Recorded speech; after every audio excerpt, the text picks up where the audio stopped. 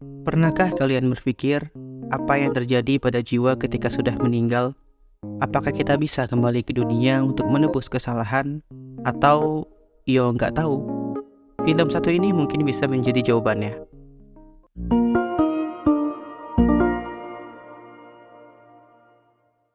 Pria ini bernama Joe Gardner. Joe ini adalah seorang guru musik di salah satu sekolah menengah pertama di Amerika. Walaupun memiliki bakat yang mumpuni di bidang musik, tapi dia tak pernah berhasil menjadi musisi terkenal. Suatu hari saat Joe membantu ibunya di toko baju milik sang ibu, Joe mendapat telepon dari temannya bernama Carly. Carly di sana menawarkan Joe untuk bergabung bersama bandnya karena salah satu personil bandnya cabut. Karena di band Carly ada idola Joe yang bernama Dorothy, dengan sangat senang ia menerima tawaran tersebut. Keesokan harinya dengan perasaan gembira, Joe pergi menuju tempat band Carly manggung. Sesampainya di sana, Joe bertemu dengan sang idola sekaligus pemimpin band, yaitu Dorothy.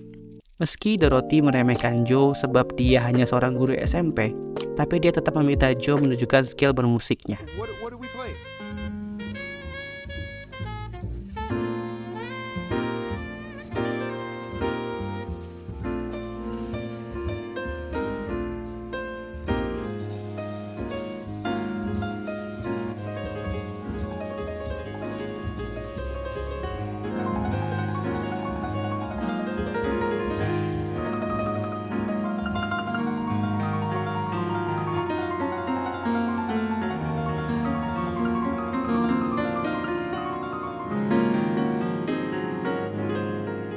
Joe berhasil membuat Dorothy terkesan, lalu memintanya untuk manggung bersama bandnya besok. Saking senangnya selama perjalanan pulang, Joe nelponin semua temannya buat pamer kalau dia akan segera manggung sama idolanya. Sampai-sampai ia tak memperhatikan jalan. Dorothea Williams class. Joe tewas.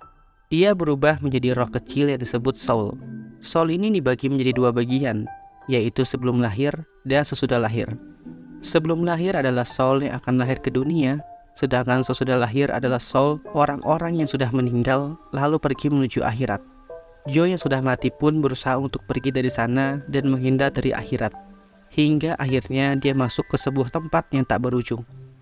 Joe masuk ke sebuah dunia yang asing baginya. Di sana dia bertemu dengan makhluk transparan bernama Jerry. Melihat Joe bingung, Jerry menjelaskan kalau Joe sedang berada di dunia awal kehidupan yang dimana berisi soul-soul yang akan lahir ke dunia. Jerry yang gak tahu kalau Joe bukan berasal dari sini pun lalu mengajaknya berkeliling. Oh iya, Jerry di sini memiliki tugas untuk memastikan berjalannya siklus soul lahir ke bumi dan soul menuju akhirat berjalan dengan lancar. Begitu juga dengan kasus Joe. Akibat Joe tak pergi ke akhirat, salah satu penjaga portal akhirat bernama Terry merasa kalau ada yang salah, lalu menginformasikannya ke Jerry yang lain. Namun meskipun begitu, Jerry yang lain merasa Terry lebay dan tak mengabaikan perkataannya. Di sisi lain, Jerry bercerita kalau jalan satu-satunya soul pergi ke bumi adalah melalui sebuah lubang penghubung yang baru saja mereka lewati. Melihat kesempatan itu, Joe kabur dari Jerry dan mencoba pergi melalui lubang tersebut. Meskipun dicoba berkali-kali, Joe tetap saja kembali lagi ke dunia roh itu. Saat ingin mencoba lagi, dia tertangkap oleh salah satu Jerry. Dia lalu dibawa ke sebuah tempat pendataan. Di sana, karena tak ingin dibawa ke portal akhirat, Joe pura-pura menjadi seorang mentor bagi para jiwa baru. Di dalam, Joe ditugaskan untuk membimbing salah satu jiwa bernama 22. Joe akan menuntun 22 menemukan bakat yang akan dia gunakan untuk hidup di bumi. Untuk membedakan setiap soul akan diberikan satu lencana sekaligus menjadi tiket untuk pergi ke bumi. Setelah berbincang-bincang cukup lama, ternyata 22 adalah jiwa yang sudah cukup lama berada di sana. Ia tak ingin tinggal di bumi. Baginya menjadi manusia adalah hal yang membosankan serta tak seru sama sekali. Mendengar ucapan 22, Joe memikirkan sebuah rencana bagaimana kalau 22 memberikan rencananya kepada Joe agar dia bisa kembali ke dunia.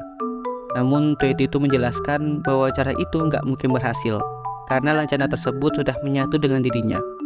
Namun melihat Joe begitu gigih untuk kembali ke dunia, 22 pun mengajaknya pergi menemui seseorang yang mungkin bisa membantunya. Ternyata 22 membawa Joe ke alam bawah sadar. Di sana berisi jiwa-jiwa yang tersesat. Walaupun sempat diserang, beruntung Joe dan 22 dapat diselamatkan oleh seseorang bernama Monwin. Dia adalah teman yang diceritakan oleh 22 tadi.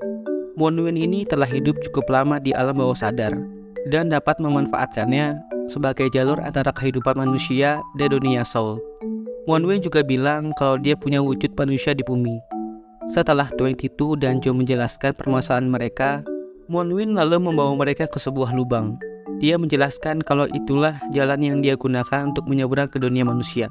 Tapi mereka harus hati-hati dan fokus memilih target tubuh yang mereka tuju. Karena kalau tidak, That's it. Feel where your body is. I feel fur. Feel fur. Look, there I am. What are we waiting for? Joe, don't rush this. It's not. I'll get the doctor. Mr. Mittens, you stay right. It's my time. Wait, not me!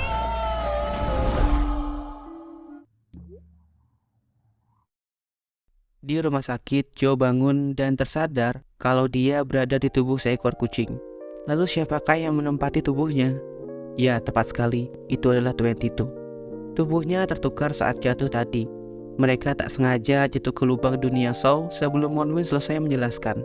Mau tidak mau, untuk sementara waktu, Joe harus menjalani kehidupan sebagai seekor kucing, sedangkan 22 harus hidup sebagai Joe. Joe yang tak ingin terus-terusan berada di situasi ini, berencana kabur dari rumah sakit itu. Meski 22 ragu karena tak pernah belajar cara menggunakan tubuh manusia, namun dia tetap mengikuti perintah Joe. Di jalan, tak sengaja mereka bertemu dengan Monwin. Di sana, Joe berkata kalau Monwin harus membantunya kembali ke tubuh aslinya sebelum ia tampil di acara Dorothy nanti malam. Monwin bilang nanti sore dia akan menyiapkan ritual untuk memindahkan tubuh Joe. Setelah memberi Monwin lokasi tempat ritual, mereka pun bergegas pulang. Di rumah, Joe menyuruh 22 bersiap-siap. Belum sempat melakukannya, tiba-tiba salah satu murid Joe datang. Dia bilang akan berhenti dari kelas musik. 22 yang penasaran kenapa anak itu mau berhenti pun menghampirinya.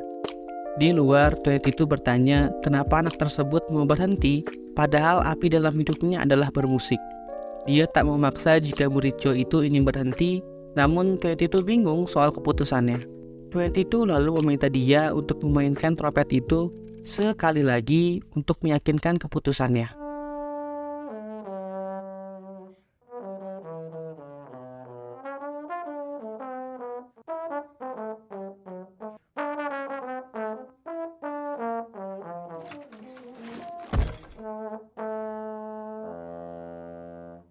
Itu kagum mendengar permainannya.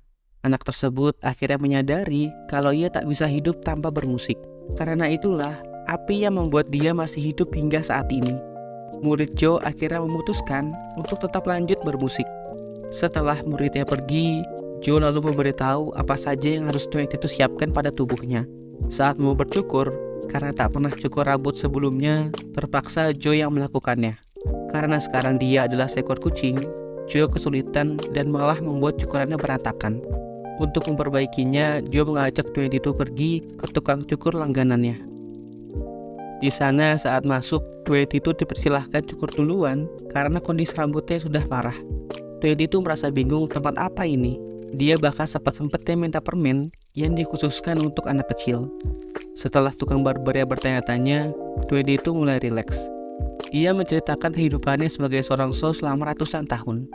Dia juga mempertanyakan kalimat yang menyatakan kalau kita sudah ditakdirkan menjadi sesuatu, padahal kita tak pernah tahu apa takdir kita sebenarnya. Dan bagaimana jika kita memilih jalan yang salah yang tak sesuai dengan takdir tersebut. Mendengar cerita itu, tukang barbernya bilang kalau dia juga bukan terlahir sebagai seorang tukang cukur. Dia bermimpi menjadi seorang dokter hewan, namun karena kondisi anaknya saat itu sakit dan membutuhkan banyak biaya, dia akhirnya memutuskan untuk menjadi tukang cukur karena biayanya lebih murah. Mendengarnya, Joe hanya terdiam. Dia tak menyangka orang yang selalu membahas jazz ternyata memiliki masa lalu yang cukup kelam. Di sisi lain, Terry yang sudah mengetahui bahwa Joe adalah soul yang kabur pun mencarinya ke dunia. Dia menelusuri jejak Joe dari rumah sakit, jalan raya, rumahnya, hingga akhirnya Terry menemukan Joe sedang berjalan. Terry lalu diam-diam menangkapnya. Gotcha! Thought you could cheat to you. I'm the accountant, and I'm here to bring you up. We'll just get you back into your... There you go. Karena salah, dia buru-buru melepaskan orang tersebut, lalu pergi mencari Joe lagi. Di jalan menuju ke tempatnya tampil, tiba-tiba celana 22 robek. Karena malu, Joe langsung meminta 22 menutupinya, lalu pergi ke toko baju milik sang ibu.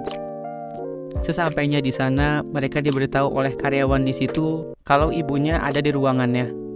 Di sana, Joe menyuruh 22 untuk meminta sang ibu memperbaiki celananya itu. Namun ibunya menolak.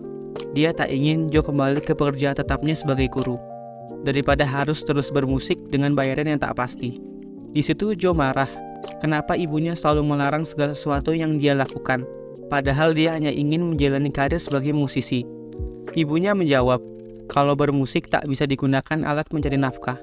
Dia tak ingin putranya seperti mendiang ayah Joe yang tak memiliki cukup waktu dan uang untuk membahagiakan keluarganya. Joe lalu berkata kalau musik bukanlah sesuatu yang dia lakukan karena butuh pekerjaan, namun dia bermusik karena musik adalah alasan dia masih hidup sampai sekarang. Joe hanya ingin menjalani hidup sesuai dengan api dalam dirinya, dan jika tak melakukannya sampai mati, hidup Joe mungkin tak ada artinya. Mendengar ucapan anaknya, sang ibu tersentuh. Dia akhirnya sadar kalau musik adalah bagian hidup dari putranya itu. Ibu Joe lalu mengambilkan satu set jas yang biasa ayah Joe gunakan saat manggung dulu. Setelah siap, Joe lalu pergi ke tempat Dorothy, sekaligus melakukan ritual pemindahan badan. Sesampainya di sana, 22 menyaksikan kehidupan yang tak pernah ia sadari saat masih menjadi Saul. Orang yang sedang mengobrol, anak yang bahagia berjalan bersama ayahnya, bahkan sampai daun yang jatuh tepat di tangannya. Dia tersadar bahwa banyak bagian di dunia yang bisa menjadi alasan kenapa seseorang bisa hidup. 22 hanya perlu menemukan api yang masih belum ia sadari hingga sampai saat ini. Walaupun Wonwi sudah datang untuk melakukan ritual, 22 tak peduli. Ia tak akan kembali sebelum menemukan api di dalam dirinya. I'm in the chair. 22! Leave me alone. 22, you come back here! 22!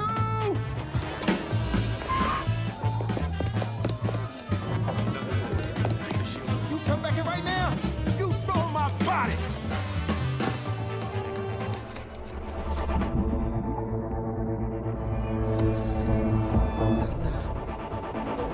It's your time to go, Joe.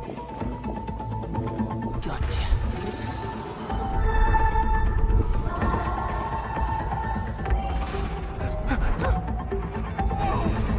Joe dan 22 tertangkap oleh Terry. Mereka pun dibawa kembali ke dunia Saul. Di sana, 22 ternyata mendapatkan tiket untuk hidup di dunia. Joe tak terima. Dia merasa kalau tiket itu berasal dari tubuhnya, bukan dari kemauan 22 untuk hidup. Para Jerry lalu nenangin dan meminta Joe untuk berbesar hati, lalu bersedia mengantarkan 22 ke portal menuju bumi. Dengan kesal, Joe mempersilahkan 22 untuk terjun ke dunia. 22 yang merasa Joe tak ikhlas pun melemparkan tiket tersebut, lalu pergi meninggalkannya. Joe merasa itu adalah kesempatannya. Sebelum itu, tiba-tiba salah satu Jerry datang. Ia menanyakan kenapa 22 bisa mendapatkan tiketnya.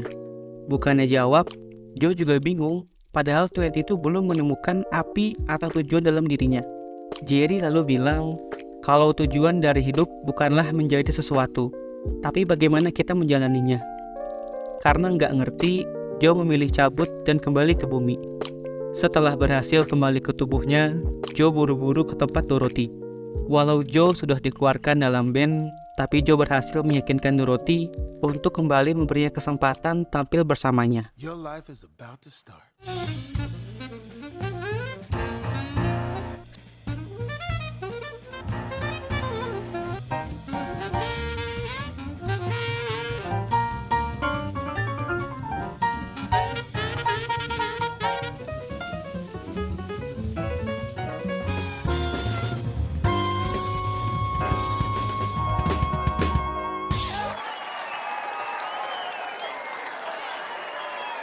My Joey. Welcome to the quartet, Teach.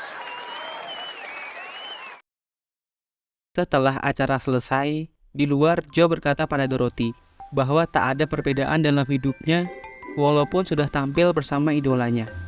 Dorothy lalu bilang Joe seperti ikan yang mencari lautan, padahal ikan tersebut sudah tinggal di dalamnya. Joe di situ hanya bisa termenung. Saat di rumah, Joe mengeluarkan barang-barang di kantungnya. Saat dia melihat barang-barang tersebut, Joe teringat akan hal-hal yang telah 22 lewati selama di tubuhnya. Hal-hal yang membuat mengapa 22 bisa menjalani hidup di dunia. Joe lalu tersadar kalau tujuannya hidup di dunia bukanlah bermusik, tapi tujuannya hidup sebenarnya adalah hal-hal sederhana yang sering kita lewati, seperti bisa menghalakan nafas, menjalani hidup sebagai seorang remaja, bahkan bermanfaat sebagai guru untuk anak-anak yang membutuhkan. Tanpa ia sadari, justru hal-hal seperti itulah yang menjadi alasan kenapa dia bisa hidup sampai saat ini. Sambil memainkan pianonya, ia berusaha untuk pergi ke dunia soul.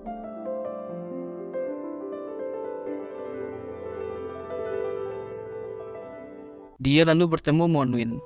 Monwin menjelaskan kalau dia melihat 22 sudah berubah menjadi jiwa yang hilang. Tanpa buang-buang waktu, Joe dan Monwin pun mencarinya.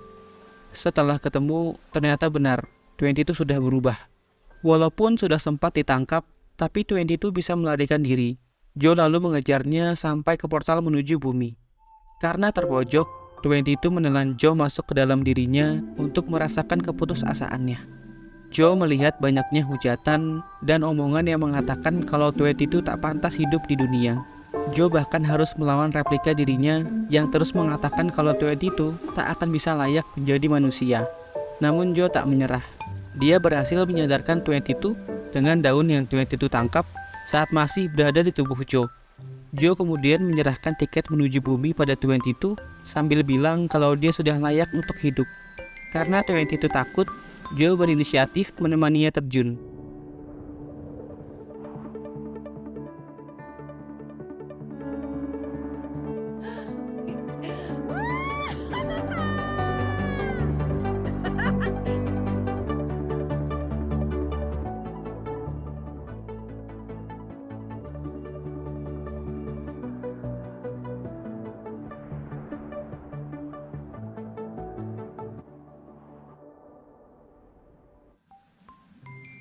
Joe yang sudah tak punya tiket pun akan menuju ke akhirat sesuai takdirnya. Tapi sebelum masuk ke sana, salah satu Jerry memanggilnya. Di sana Jerry itu menawarkan Joe untuk kembali hidup satu kali lagi. Joe telah menjadi inspirasi bukan hanya bagi para soul, tapi juga inspirasi bagi para Jerry. Joe mengajarkan arti hidup yang lebih indah bagi mereka. Hidup yang tak hanya berpaku pada profesi, tapi hidup sederhana yang memiliki banyak arti. Joe lalu menerima tawaran tersebut. Setelah kembali ke dunia, Joe mulai menjalani kehidupannya dengan penuh syukur. Dia bersyukur atas semua kesempatan hidup, bahkan Joe bersyukur atas setiap hembusan nafas yang ia hirup setiap detiknya.